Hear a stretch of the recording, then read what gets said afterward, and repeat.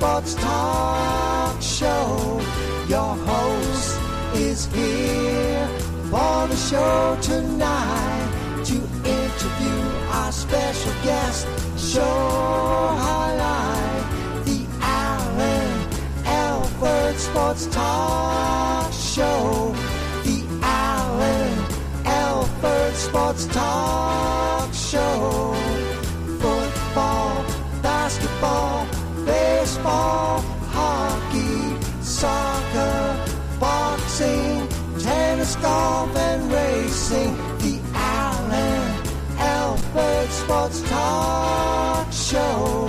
The Alford Sports Talk Show.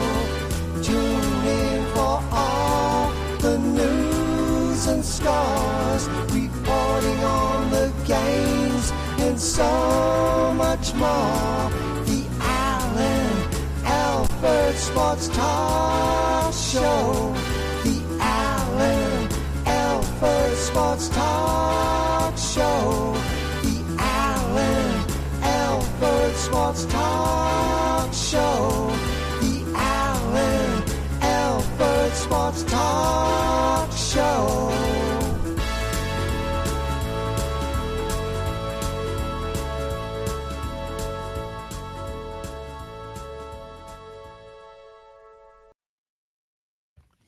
Welcome, everybody, to another fantastic Alford Sports Talk Show. It's Friday night. We're going to have a fantastic time. Thank you so much for joining us here on the Alford Sports Talk Show. Lots to discuss, lot to unpack. Definitely, if you're first time joining us, you're in the right spot. And if you return, thank you for coming back again. We really appreciate you. It's going to be a wonderful night here on the Alford Sports Talk Show. I'm Alan. And yes, a lot of things happen in the sports world. We're going to go over those. Let me start with the awards. Let me start with the Major League Baseball awards. And let's dive right in. One of the most closest MVP awards, and this is in the American League. You know, pretty much in the National League, we pretty much knew that Shohei Ohtani was going to get that award again. But in the American League, wasn't so sure. You had two very good candidates. You had Aaron Judge, who has won an MVP before, for those who don't know, and you had Cal Raleigh, somebody that a lot of people may not have heard about prior to this year, but he is the catcher for the Seattle Mariners and had a fantastic season, particularly in the offensive category of home run. Now let me pull up his stats for you so you can see them, but let me just show you here his stats and, for 2025 stats. Okay. Let me show them to you guys so you can see for yourself, and you can let me know if you think it's correct or you think it's incorrect. All right. Let's see here. And these are right off of Google. So in 2025, Cal Raleigh had a 247 batting average, a .359 on base percentage, a 948 OPS and then, that was his on base plus slugging percentage, 948. Now, the interesting thing is he led the American League with 60 home runs and drove in 125 runs, ranking third. So definitely a solid season. But I think the thing that really, really hurt Cal Raleigh, let me go over that here. And this is going to be in this department right here.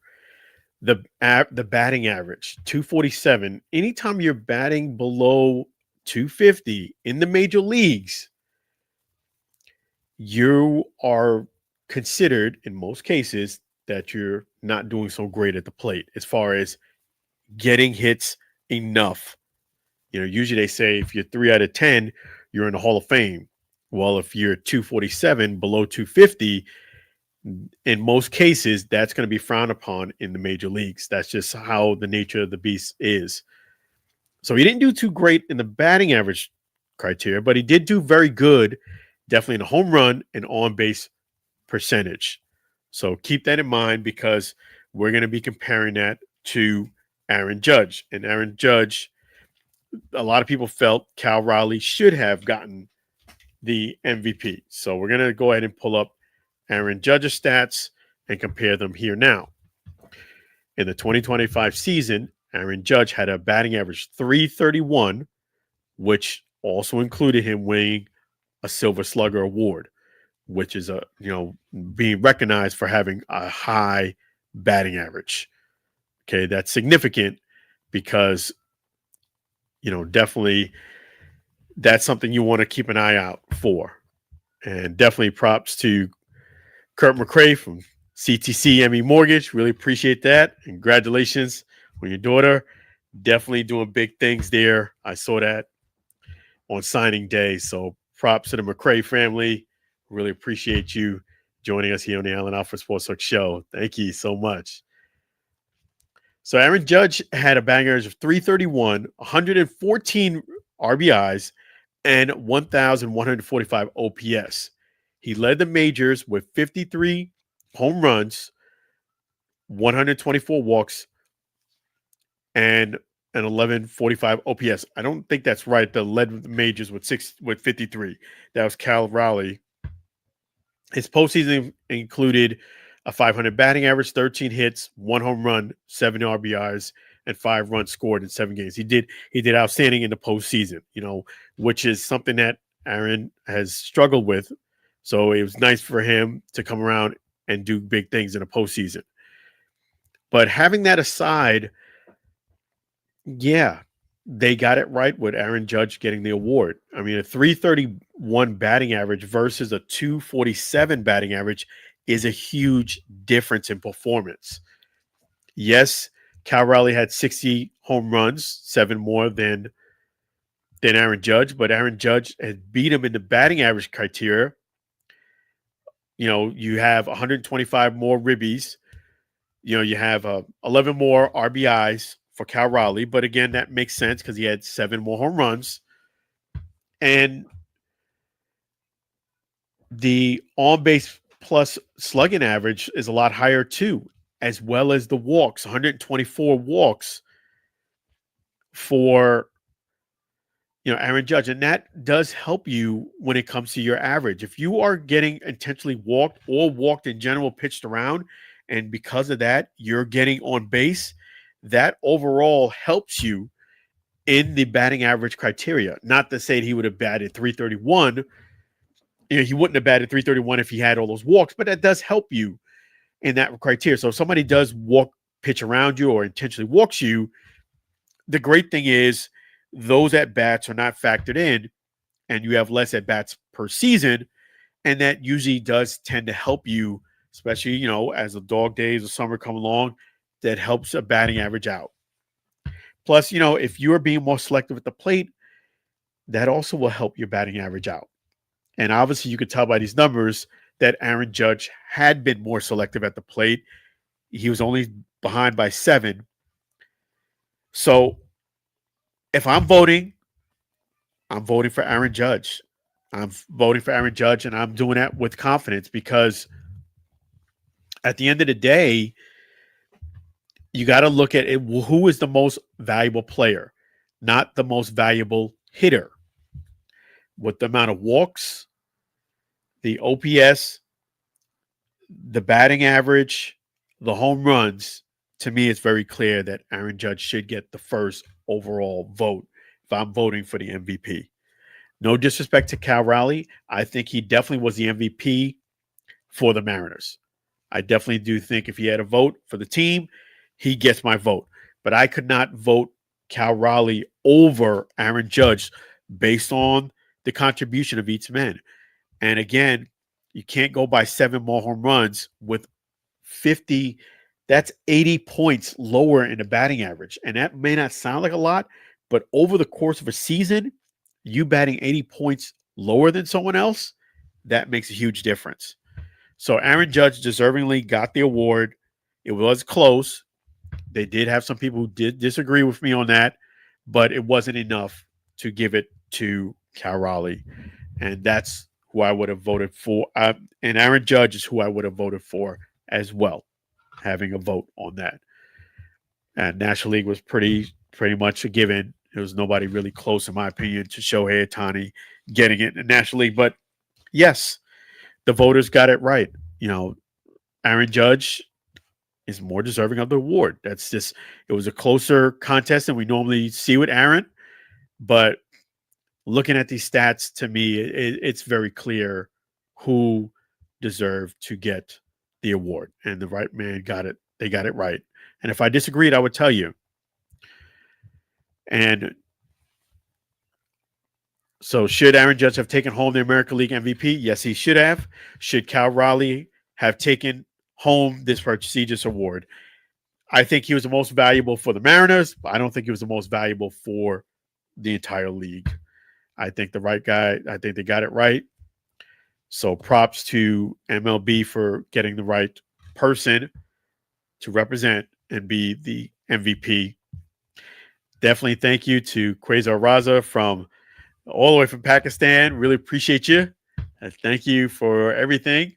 We got some big things coming up with me and Quasar Raza. I can't really go into all those details just yet. It's a bit more premature, but we are working towards something magnificent, something great.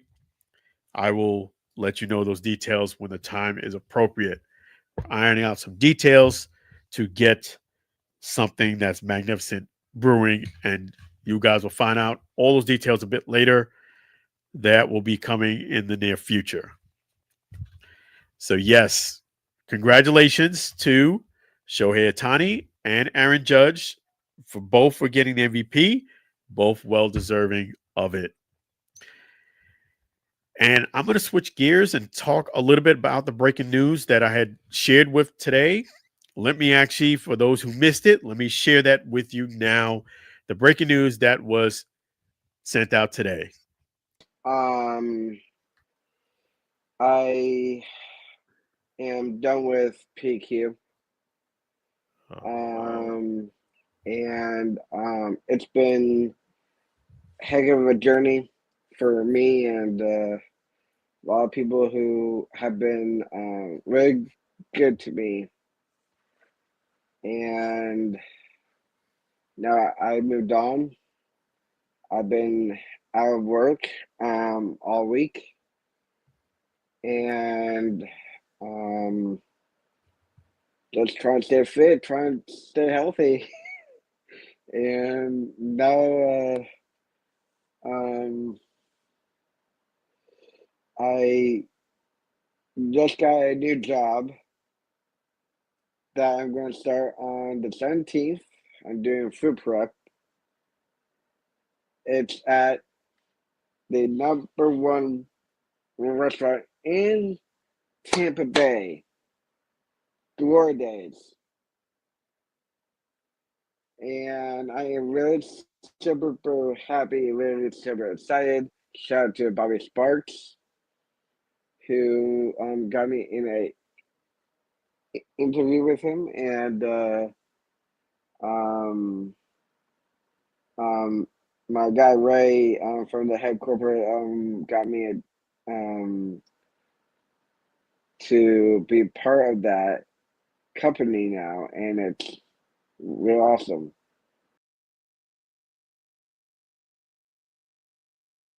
Yes. So that's awesome. That's the breaking news that I did share earlier today.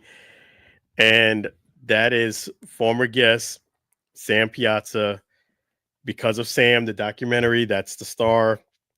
This made his cameo appearance. This is the second time Sam has came on the Allen Alford Sports Talk show. And what was significant about this breaking news is that it was completely unexpected. Sam was blowing up my phone saying that, hey, I want to come into your show right this moment. I have some breaking news. I really have something I want to discuss. Get it out there. I wasn't even at home at the moment. I was out and about.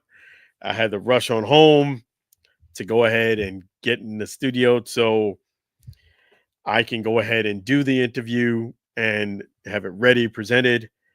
But yes, Sam Piazza, for those who don't know, he is a big Gigi's Playhouse, Tampa, Florida supporter.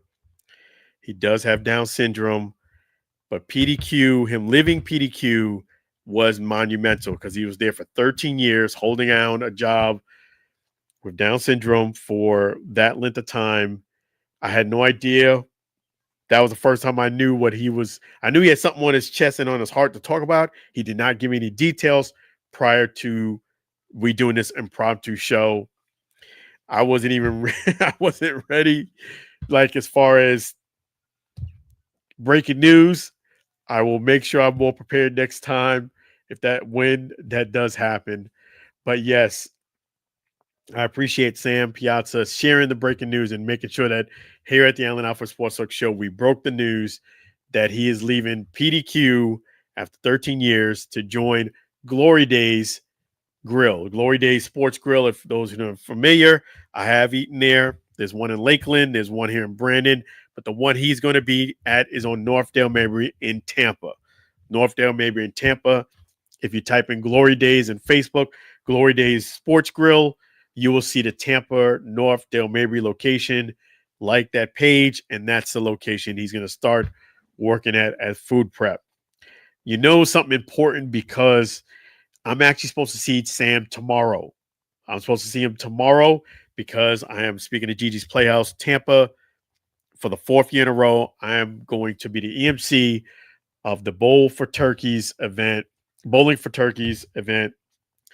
right there at Pin Chasers in Midtown Tampa. So if you can support, please come on through, purchase your ticket at the door, or go to Gigi's Playhouse Tampa.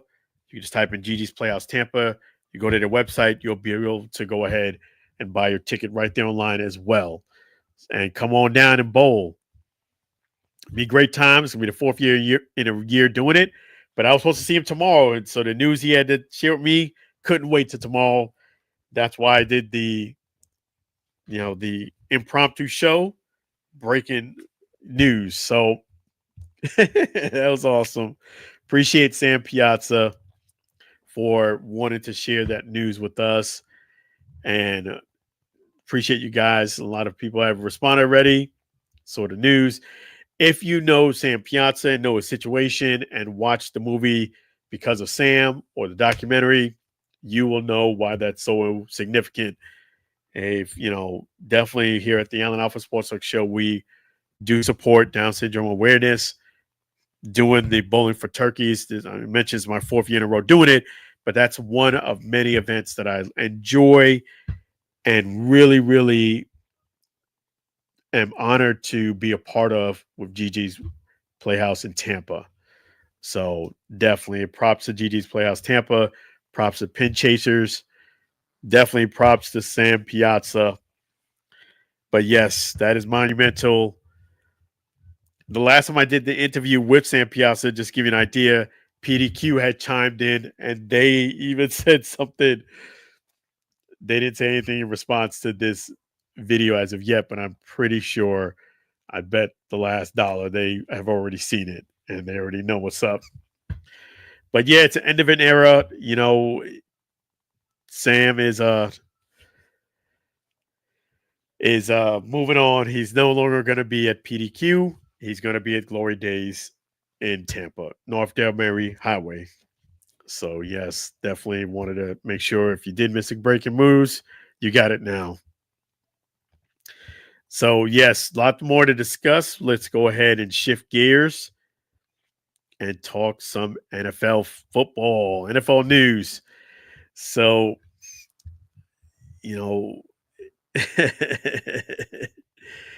so AJ Brown voiced his frustration with not being a part of the offense. Now, that normally would not be a surprise to us coming from a wide receiver, not, that they're not getting enough touches. They're not involved in the offense as much. none of that is a surprise coming from a wide receiver. In fact, it's becoming a cliche now where wide receiver doesn't get the ball, wide receiver goes and voices displeasure to the team, and not much longer after that, it is in the media. They'll go to the media first. They'll give a stopping point, discuss with the team, or you'll see their action on the sidelines. They're frustrated, and then once that gets out there, the next step is the media. They'll involve the media and let the media know they are displeased with the amount of touches they're getting and targets and or touches. Okay, so we've seen this before. Now, the interesting thing about this scenario is the team is winning games in spite of not passing the ball as much as A.J. Brown would like, and including him as much as he would like as well in the offense. The last game was really a defensive game, you would say. It really was a run-type game from both sides. It really wasn't a lot of passing, and definitely they didn't target A.J. Brown much in the game. This was the game against the Packers, but they ended up winning the game anyway. So, that's what ended up happening. And props to Linda Hurtado. Thank you for joining in. That's awesome. That's always a surprise. Yes. So definitely, if you guys haven't done so already, make sure you go ahead and follow Linda Hurtado from Fox News, Fox 13 News. She's outstanding. Really appreciate all that she does, and not just for the news station, but for the Tampa community. If you know anything about Linda, she does a whole lot and then some. So appreciate all that she does, and appreciate her being herself. So that's awesome. But yes, it's nothing surprising that a wide receiver is unhappy with the amount of touches they are getting. The only thing different is the Eagles are winning games. They're actually doing very well. And yes, they're not winning like they did last year where they're throwing as much. But, I think overall, A.J. Brown's got to be very happy with the way the team is going. I don't think you want to show a lot of your passing plays in this season. I think the Eagles have learned that teams have evolved to beat them this year, and they can't win games this year like they did last year. I do think they're going to get the passing game cooking and going. They're going to have to, because I just think that as these games get tougher, the run game, you can't just rely just on the run game, just like you can't rely just on the passing game. You have to be well balanced. And right now they're not. They're more run for sure than they are pass. But I do believe A.J. Brown just has to hang in there a bit, and that's going to change come later in the season. I do think this is all strategic, that A.J. will get a lot more touches as the season goes on. And the game before, he did really well. He got a lot of touches, scored a couple of touchdowns, and, the game before he was hurt. So he did a big game, got hurt. Now he comes back, and it was pretty dry this game back. But I just think he's going to get more touches. So A.J. Brown did say, hey, if you have me in fantasy, just get rid of me. No, absolutely, positively not. In fact, I went ahead and made sure I made that move to get A.J. Brown when somebody else in my fantasy football league let him go. This was a couple weeks ago, about 2 or 3 weeks ago, they let him go, and I picked him up like that. And not only did I pick him up in one league, I picked him up in both leagues. And yes, the last game was a little slow, but it's not going to stay that way. Even if he didn't go ahead and talk in the media about him not getting his touches, you knew this is going to change. You just know they're not going to go the whole season and not throw him the ball. It might be a game or two. So I just think he's got to hang tough. I think in this situation, if you complain about getting not touches and the team is winning, it's always going to look like you're being selfish. Even though I didn't look at him the way he explained it and listened to him, that it did not come across to me like he was being selfish, as it would in most cases with most wide receivers. I didn't get the impression that he was trying to show up the team. He was trying to be disgruntled.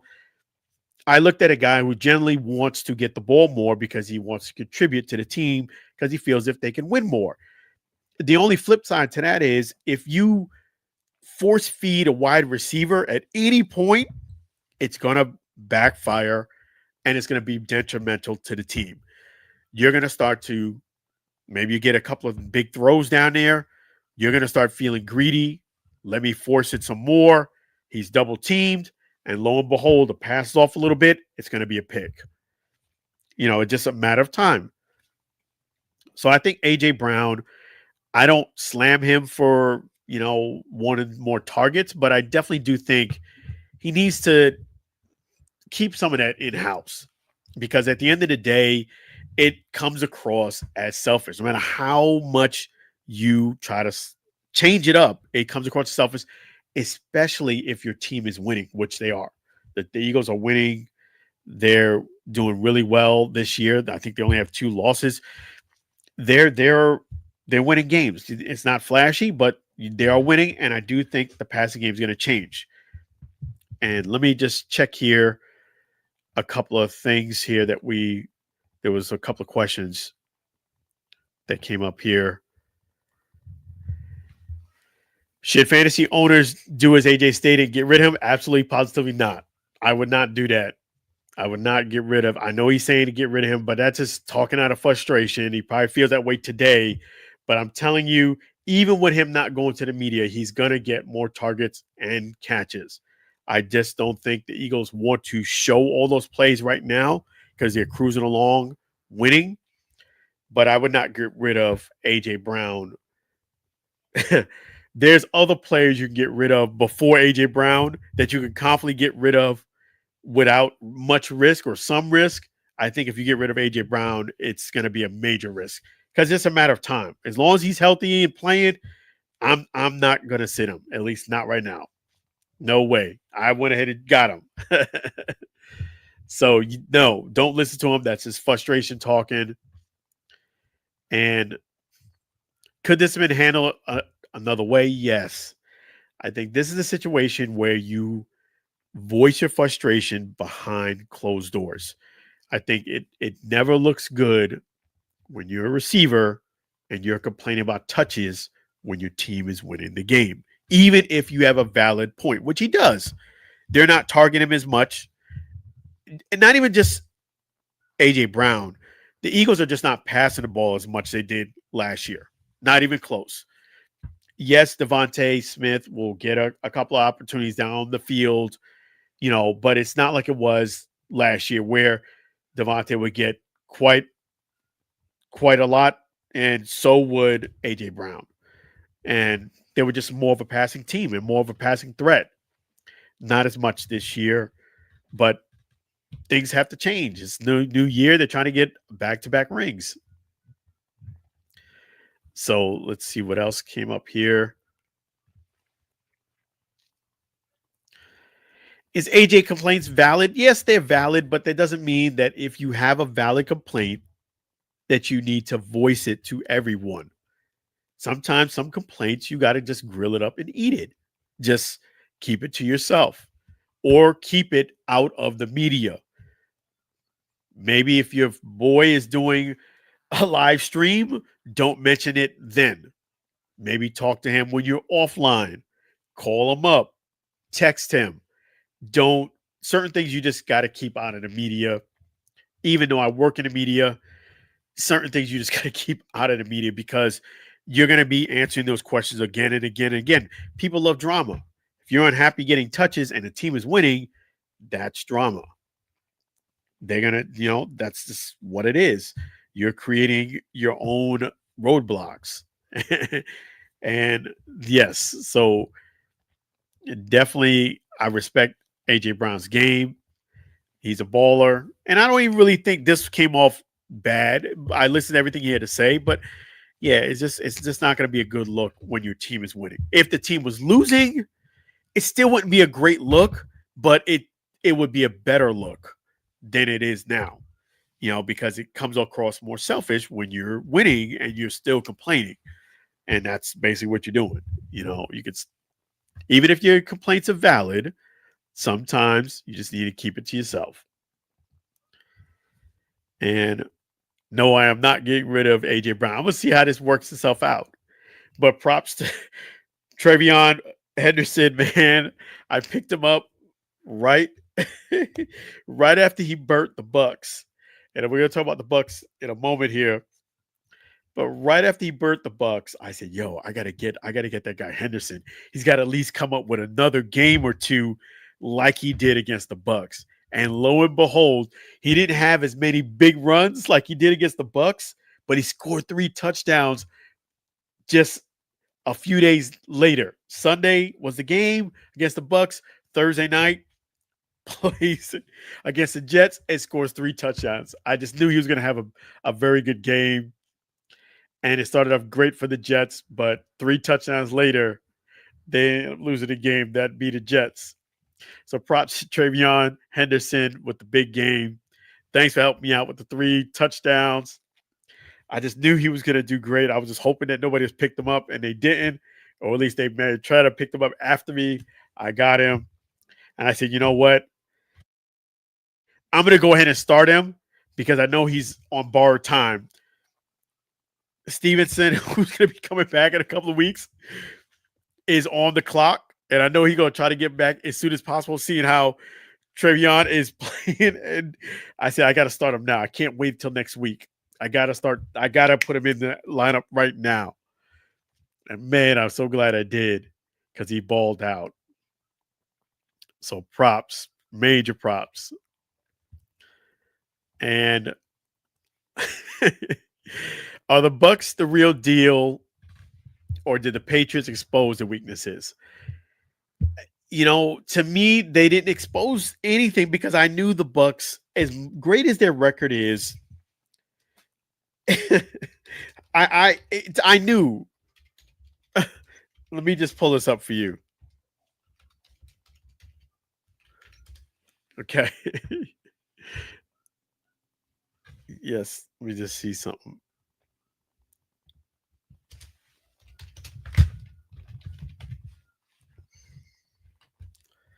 Okay. I knew that the Bucs were going to struggle against the Patriots. I knew it. And I was not surprised that they lost. The only thing that surprised me was really the 2 big runs by Travion because of the fact that the Bucs usually have a very good run defense. I had a feeling that the Patriots were probably going to win the game. They're a well-coached team. They were doing great. And the biggest fact that I knew that the Bucs were going to struggle was because leading up until playing the Patriots, check this out. You got to look beyond the surface. The Bucs had a winning record. They were 6-2 at that point. Okay. No, 6-3. I beg your pardon. 6-3. Wait. I'm sorry. I'm getting confused. I'm sorry. They were 6-2 leading up until they were 5-2 leading up until playing the Patriots. And then what ended up happening was this. No, 6-2. I did it right the first time. Okay. The thing about it was they were 4-0 against teams with losing records. Perfect. 4-0. They won all of the close games and the teams that they played that did not have a winning record. But the telltale sign of that was they were 2-2, 2 wins, 2 losses, 500, win 1, lose 1 with teams with a winning record. And that right there shows you that teams that are subpar or average or below average, they have been pulling out last-minute wins. But teams that have a winning record, they were 2-2. That stat of 2-2 showed to me that against teams with winning records, not so fast. So I knew the Patriots coming in with a very good record, winning record, and the team playing high the way that they've been doing, the Bucs were going to have a bit of a struggle. And not only that, the Bucs during the bye week, a lot of people were like, what were you guys doing? Well, they were relaxing. The coach said because they were doing great, he was going to give them the week off because they won that last game before the bye. Well, they had a little bit too much rest and too much relaxation. they came in flat. They came in flat. The Patriots came in all business, and they took care of business. And those two big runs by Travion was just unbelievable. You usually don't see those type of runs against the Bucs, but they did their thing, and I wasn't surprised that the Bucs lost the game. In fact, I was supposed to be calling the game, but make a long story short, I got held over in church. By the time I got there, it was already good part into the first quarter. There was already scores on both sides. And I said, you know what? That's a sign. Maybe I shouldn't call the game. And I'm glad I didn't call the game for this reason. That game was very frustrating to watch. I might have said something I ended up regretting about the Bucs. The Bucs have a very good team. I don't know if they can compete against some of the better teams in the league, a la teams that have a winning record. I'm not convinced that the Bucs will thrive in that situation where they're playing teams that have above a 500 record. And the reason why I say that is because they don't have Mike Evans. Their pass defense has been abysmal. It almost seemed like yes, they'll make a great play back there, Jamel Dean, from time to time. But I just think overall totality, they're letting too many passes go uncontested. Yes, my man Jamel Dean will get his interception. He'll get a pass breaker from here and there. But and Antoine Winfield will come out of nowhere and make a great play.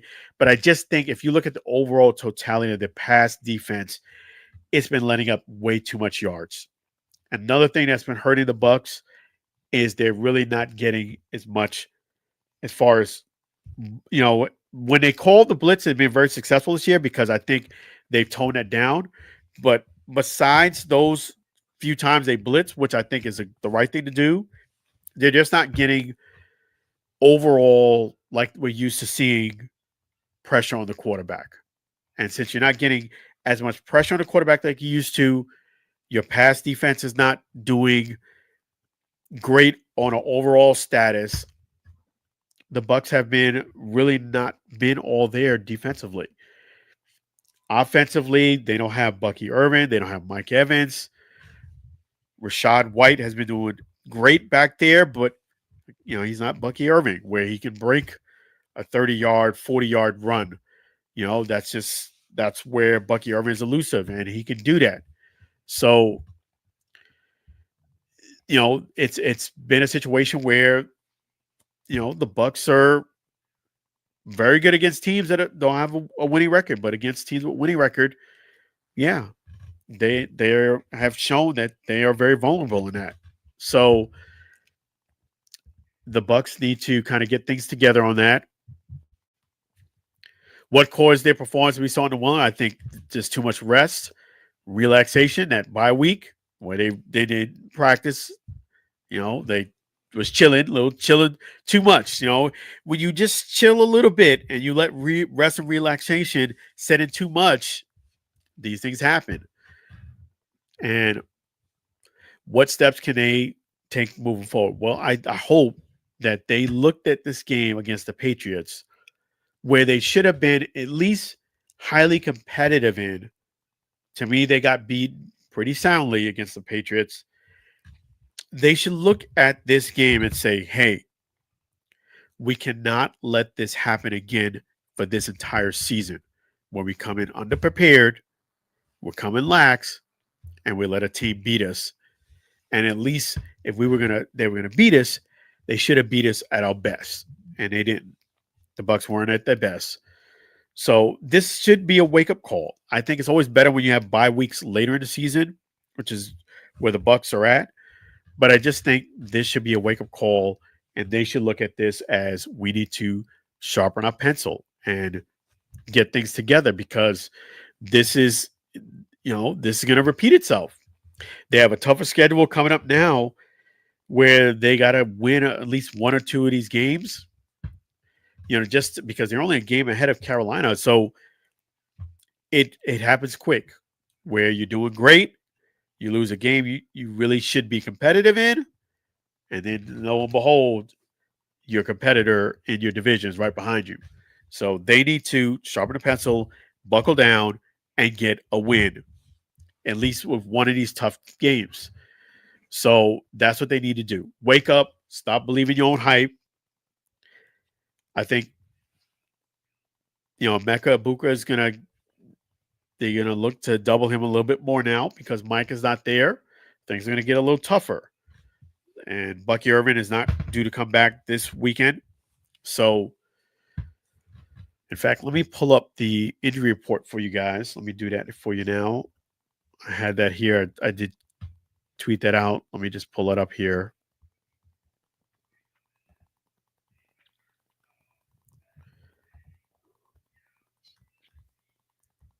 All right. So, yes, Bucky Irvin, he was limited in practice this whole week. He did play Wednesday, Thursday, and Friday, all limited, but he is out for this weekend. Chris Godwin, also limited, Wednesday, Thursday, Friday, but he's also out. And Vita Veda will be back. So will Antoine Winfield Jr. They have a good shot of beating the Buffalo Bills. I think the Buffalo Bills are reeling a little bit. I think if this is a game for you to go ahead and get a bounce back, the Bills are a formidable opponent right now. I think the Bucs can go ahead and pull us out. They need to kind of stay pace. But I think they could do it. It's not over yet, but this is definitely a wake-up call for the Bucs that you're not as good as you think you are, but you're not as bad as it looked. Look at it like that. Let me give you guys the predictions for this week also. Let me pull it up here and give you the NFL predictions, and then we're going to go ahead and discuss some UFL news. All right. Let's see here. Okay, so Patriots and Jets. I did pick the Patriots to win that game. No surprise there. So we have the Commanders and the Dolphins. Should be a very interesting game. But I'm gonna go with the Commanders to beat the Dolphins. Packers and the Giants. I'm gonna go with the Packers. I just think there's little moving paces there with the Giants. Texans and Titans should be very, very good game. It's always a good matchup with those two. I'm gonna go with the Texans. Panthers and the Falcons. I'm gonna go, with the Panthers. Bears and the Vikings. I feel as if the Vikings can go ahead and edge them. So we have the Vikings. Chargers and the Jaguars. I'm gonna go with the Chargers. Bucs and Bills. I'm gonna go with the Bucs. Bengals versus Steelers. I'm going to go with the Steelers. We have the Cardinals and the 49ers. I'm going to go with the 49ers. Seahawks and Rams. Going with the Rams. Chiefs and Broncos. Should be a very, very good game. Definitely I like this because you got a great defense against Mahomes. But I do think the Chiefs are going to pull this one out and beat the Broncos. Ravens and the Browns should be a very competitive game. I think the Ravens are starting to get things in motion. I'm going to go with the Ravens. Lions and Eagles, another very good game. So a lot of good games this weekend. Should be interesting to see. Ooh, that one's a tough one. I'm going to go with the Lions, edging out the Eagles. But it's going to be a very, very good offensive game. And then we have the Cowboys against the Raiders. I guess I'm going to go with the Cowboys on that one. So there you go. And let me go ahead and switch gears. And we're going to talk about some UFL news. Let me just pull this up here. Let me pull this up here. Appreciate you guys. You guys are awesome. All right.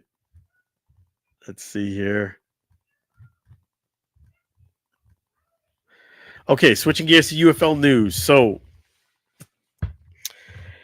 yeah, if you haven't seen it already, let me kind of pull it up and then I'll show it to you, then I'll discuss it.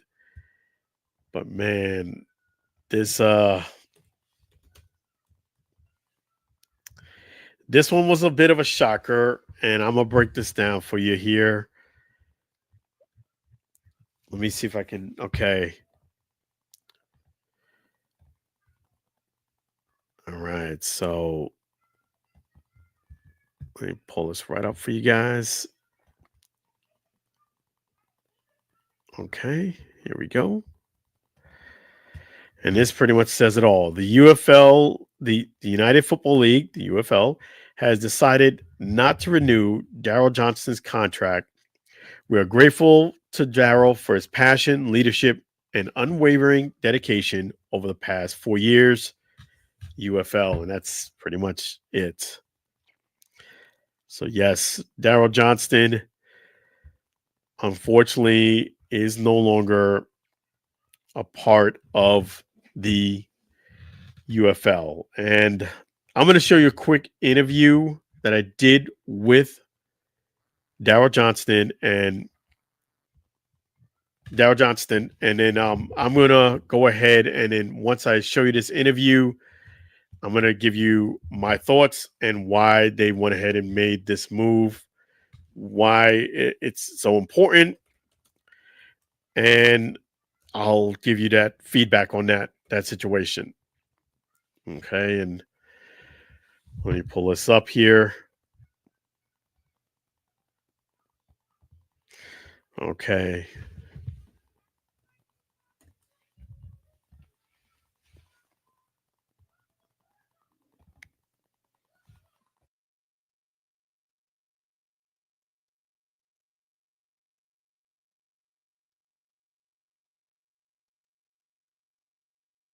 So we got the big game tomorrow. First of all, how excited are you about the big game? Very excited, very excited. Kind of strange not having Birmingham here. You know, they've become a presence in our championship games in spring football.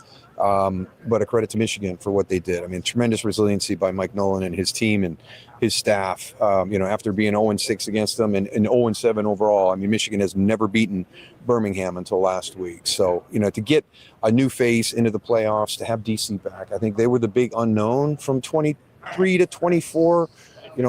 What DC team is going to show up in 25, and then to have Reggie Barlow have that opportunity to start the season, and you're going to make a change to Shannon Harris and just watch Shannon step in and really kind of elevate that team. It's been great. So to have those two teams here in the championship game, there's a lot of 1-2 rankings when you look at Michigan and DC together, when you look at our league stats. So probably the two best teams in our league this year get to play in the championship game. That's awesome. And this question is from the Battlehawks fans. They've asked me a lot, and I promised them I would ask. They want to know Dwayne Johnson, the Rocks, how much is he still invested in this league? Not money-wise, but invested as far as caring and showing up and things of that nature. He is invested in this league. I think the thing that may frustrate people from time to time is, how invested he was in 23. And when you're somebody that's at the level that Dwayne Johnson is at, and you're being pulled in a million different directions, and we're one of those things that we're pulling him, he's got to set a balance in his life. And there's been a number of times when Dwayne Johnson was scheduled to be a part of a weekend, and from things that are outside of his control to a schedule that just couldn't be adjusted, there's legitimate reasons why he hasn't been able to be a part of something that was planned.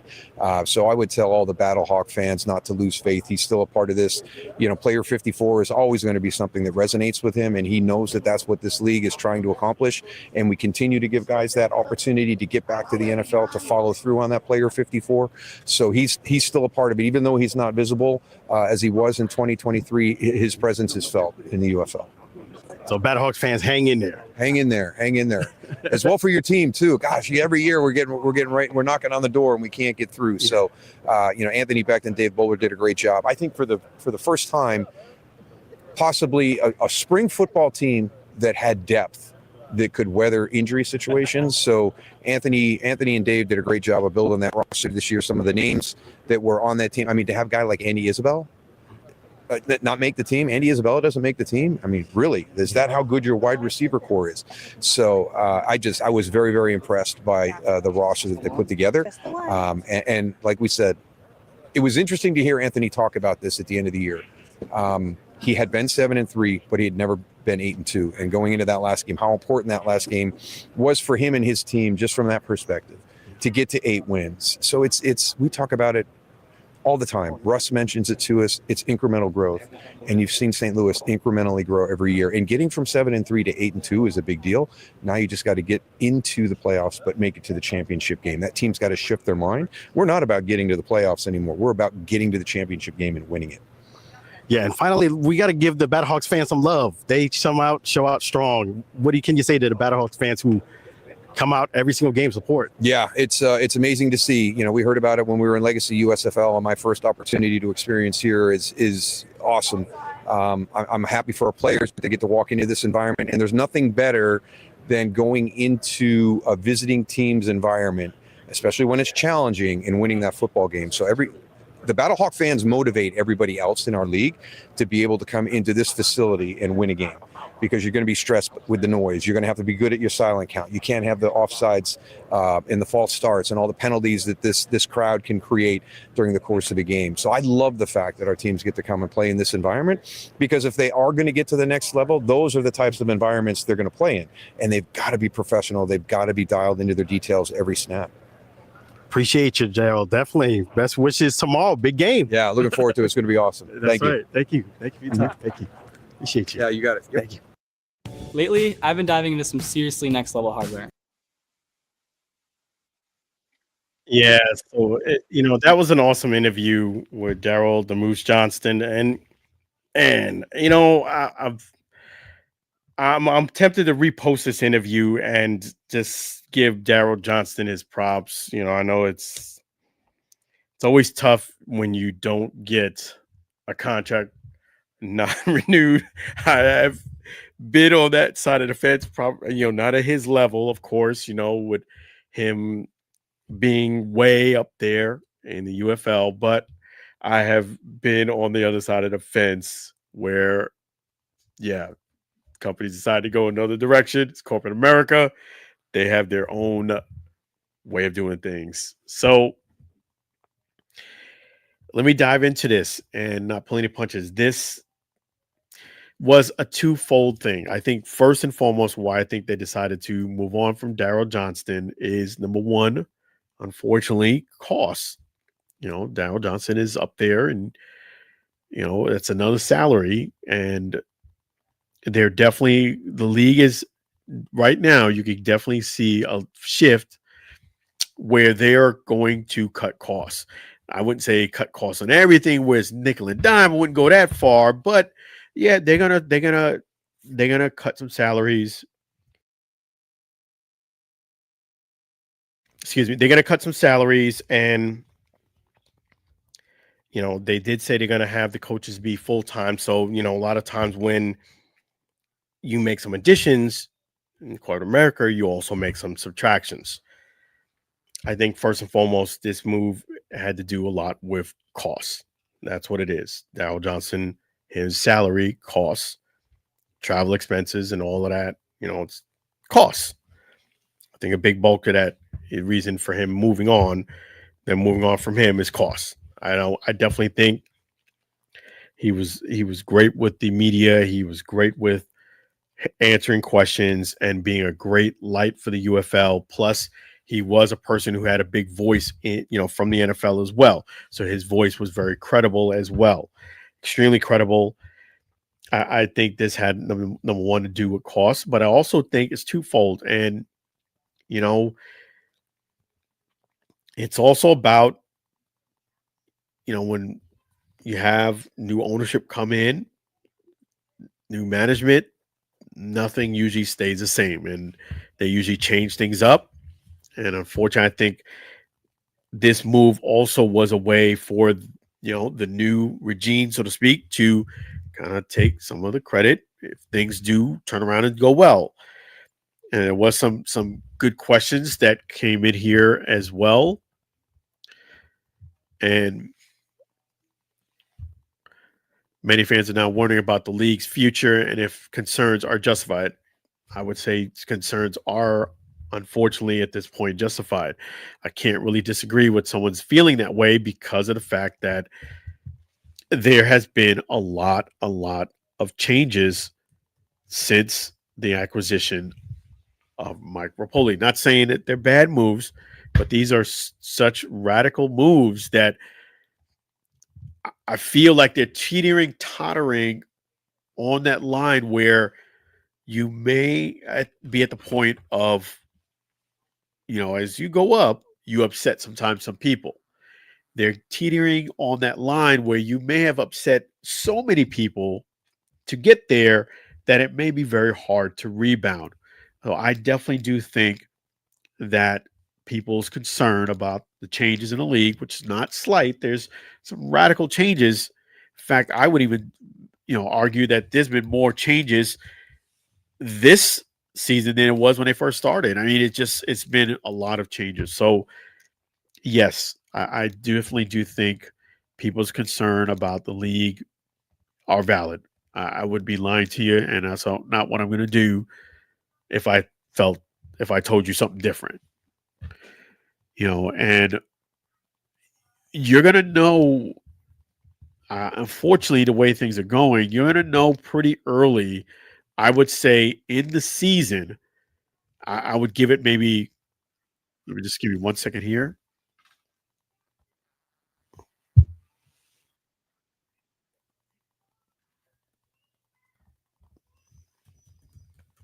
Okay.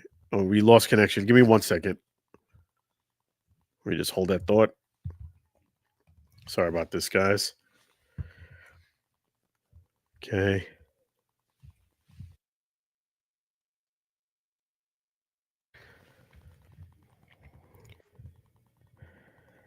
All right. We're back online here. Yep. Let me just make sure. Okay. Okay. So what I was saying is you're gonna know pretty early in this situation if this league is gonna if the league is gonna do well. I think the way things are going this season, I think around game 3 or 4, you can have a good feel if it's gonna be, you know, I would say game 4, 5 the latest, midway through the season, whether it's gonna end up being very different than what we've seen from the XFL, the UFL season, and now the new iteration of UFL. You're gonna know because what's gonna be the telltale sign is the new markets: Orlando, Louisville, and Ohio. Those 3 markets to me are, and also I think the ones you wanna watch out for is Orlando, Louisville, Louisville, and also Ohio. But I also think another one you wanna 2 others you wanna keep an eye out for is the Battlehawks and also Stallions. Those 5, I think, are really gonna determine what's up in a way, because I think if you know you have a very solid turnout to support the league and it lasts to game 4 or 5 midway through the season, that's a very positive thing. Same Louisville and Ohio. I wouldn't put too much stock in the first game or 2 because, people are always curious to check out the first game or 2, but I think midway through the season.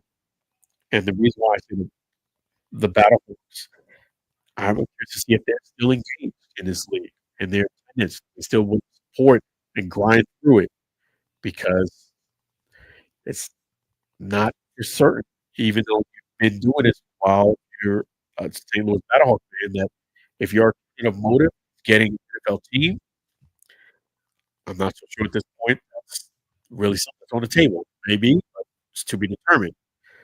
Are you still going to grind it out and support? And the other person that's very important, I think, is the Stallions. They on the verge of getting, basically eliminated from the league, so to speak. They didn't win the championship last year, Are you still going to come out? I know they didn't. Well, they weren't a battle attendance, but they still had a pretty decent attendance. I think those areas you have to work on. I think DC is going to still come out and do their thing. I think that's going to be relatively about the same. I don't think there'll be much changes there, but I definitely think those 5 markets, that's gonna be the telltale sign, and that's to be determined. I'll tell you one thing for sure, it's definitely got my curiosity as to how things play itself out. I'm still a league supporter, pushing to help this league out. Still gonna be covering it. In fact, gonna do double duty, covering the Renegades, you know, and well, now it's a different team name, but yes, and so covering the storm. So I'm still hanging in there. But yeah, there are some of these changes that are even making me scratch like, man, changing everything. Got rid of Daryl Johnston. Yeah, I didn't see that one coming. But definitely prayers to Daryl Johnston. I know he's gonna land on his feet somewhere. And he's definitely gonna miss the league. So I will definitely say that much.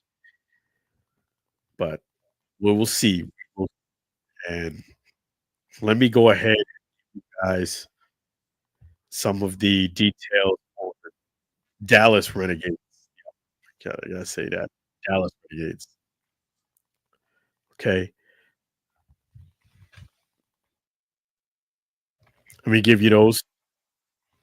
Okay, season ticket membership benefits, season ticket member gift, ticket exchange program. We have price savings versus single game tickets, flexible renewal payment options. Definitely you could work in your budget there. Invite to exclusive season ticket member events. Events that only season ticket holders get to go to. Same seats for every game. Priority access to VIP game day experiences subject to availability. Exclusive season ticket member newsletter. Priority access to UFL postseason tickets. The UFL season will kick off Friday, March 27th. 10-week schedule, same as last year as far as the schedule, 10 games, 10-week schedule, and 8 teams. Let me just take a look here. Okay, so this is a little different about the UFL. The UFL is the Professional Spring Football League, the visionary back of Poli and Impact Capital. That's the new name there, Impact Capital. Redbird Capital Partners, Fox, Danny Garcia, Dwayne Johnson, and ESPN.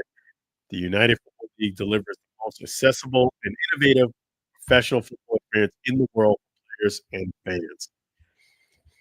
So that is the press conference. And we'll just say if the UFL, whatever, I would have to say, I would say that they may have made some mistakes that are debatable along the way, but I don't know if I would just say if it don't go, it takes a hit this way. I don't know if it will take a hit. I'll put it like that. I mean, you have Michael Foley, Impact Capital, Redbird Capital Partners, Fox, Danny Garcia, Dwayne Johnson, and ESPN. That is a lot of visionaries in the pot. And if it don't fly, I don't know if it was meant to fly. I'll say it like that. We shall see. We shall see. But I'm gonna be there. You guys want to see his content. I'm gonna be fair in my analysis. Props to Daryl Johnson for that interview again. And let me just go ahead and let you guys know a couple of things we're doing tomorrow. Gigi's Playhouse Tampa. I'm going to be MC. Props to Gigi's Playhouse Tampa. You're gonna be able to catch me near Pin Chasers, Midtown Tampa. They're the Midtown location. I will be with the Bowling for Turkey's event 2025 EMC. Honored to do so. And We'll see Sam again. He will be there. We discussed that in the interview. Looking forward to that. And also definitely looking forward to covering again the Florida Sports Hall of Fame. My God, there, right there. See that? And that's going to be the 2025 induction ceremony. It's a 2-day event. Be there Tuesday and Wednesday. Gonna make sure I get you a lot of season content, a lot of fantastic interviews. It's gonna be big time, a lot of big time cast. Michael, I have to say that Jim Leland, you're gonna see Pam Oliver being the EMC again, and you never know who's gonna show up because there might be some past attendees who've gotten inducted already, and a lot more. So first things first, tomorrow it is Bowling for Turkeys, GG's Playhouse. I'm honored to be the EMC 4 years in a row. You guys are awesome. Really appreciate you. We're gonna do a big time there. So looking forward to it. And you guys are fantastic. And let me give you a special announcement too. Definitely. Let me pull this up here. Sam Cool Songs. There he is. Sam Full of Songs. Thank you so much to Sam Spola and his beautiful wife, Mary. Thank you for your contribution to the Allen Alford show. Great thing about Sam Spola songs, he got something cooking in the oven. You guys go to YouTube and Spotify and make sure you hook it up. Let me share the information that he wants me to discuss with you, and I'm glad to do so. So, Sam's Cola Song Collection 42 will be released on YouTube and Spotify. Make sure you check that out. Spotify web player, big part in there. Music for everyone. So, check it out. If you haven't done so already, Sam's Cola Songs. Make sure you follow him on YouTube. All the songs you heard in the broadcast are also available on YouTube, Spotify. Thank you, Sam's Cola Songs. And that is also his post there, Sam's Cola Songs. But you know what? We got something also. Sing along with Sam at gmail.com. Sing along with Sam at gmail.com. That how you can connect with Sam's Cola Songs. This email is for deals only. Deals only, no spam. Sing along with Sam at gmail.com. Sing along with Sam at gmail.com. Tremendous appreciate Sam Scola. He is the man, with the legend. In fact, we're in the show with the Sam Scola song. Really appreciate him and his contribution here on the Allen Alford Sports Talk Show. Thank you guys for watching another great episode of the Allen Alford Sports Talk Show. If you haven't done so already, please like and subscribe to Allen Alford, Allen Alford SportsTalkShow.com.